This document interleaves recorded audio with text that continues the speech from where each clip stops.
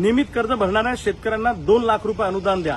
त्याचबरोबर 2019च्या पूर्वी जे शेतकरी वंचित राहिलेत सगळ्या कर्जमाफींपासून त्याही शेतकऱ्यांना या कर्जमाफी योजनेमध्ये समाविष्ट करा।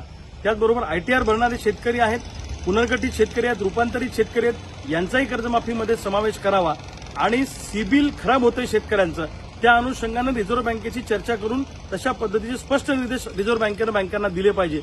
या मागणीसाठी आणि याचबरोबर शेतकऱ्यांच्या विविध मागण्यांसाठी सातत्यानं आम्ही पाठपुरावा करतोय, आंदोलनं करतोय, पण सरकार दखल घ्यायला तयार नाही। म्हणून 27 ऑगस्ट 2026ला सकाळी 10 वाजता आम्ही मुंबईच्या मंत्रालयासमोर शासकीय मंत्र्यांच्या बंगल्याचा आणि शासकीय वाहनांचा लिलाव करून प्रतिकात्मक आंदोलन करणार आहोत की हे सगळे शासकीय बंगले विका, यातले पैसे कर्जमाफीसाठी वापरा, असं आमचं सगळ्या शेतकऱ्यांचं म्हणणं आहे। या पार्श्वभूमीवर मला बुलढाणा पोलिसांनी काल नोटीस दिली आहे। त्यांनी सांगितलं की तुम्ही आंदोलन केलं तर तुमच्यावर अशा पद्धतीची कारवाई करू, तशी करू।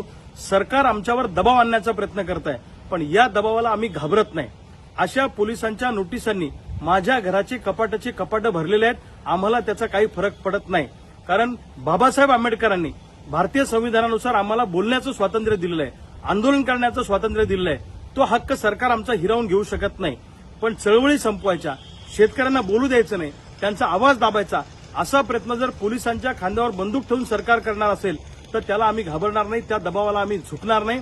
27 ऑगस्टला असं आंदोलन होणारच आहे, जे आंदोलन आम्ही ठरवलं। तुम्ही गोळ्या घाला, तुम्ही फासावर लटकावा, तुम्ही तुरुंगात टाका, पण आमच्या मागणीसाठी आम्ही मुंबईत येणार आहोत आणि आंदोलनावर आम्ही ठाम आहोत। अशा नोटिसांना आम्ही भीक घालत नाही। शेकडो गुन्हे आमच्यावर दाखल झाले, पण बापाच्या घामाच्या दामासाठी आणि मायचं कुंकू वाचवण्यासाठी प्रसंगी फासावर जाण्याची सुद्धा आमची तयारी आहे। 27 ऑगस्टला सगळे शेतकरी मुंबईत येणारच।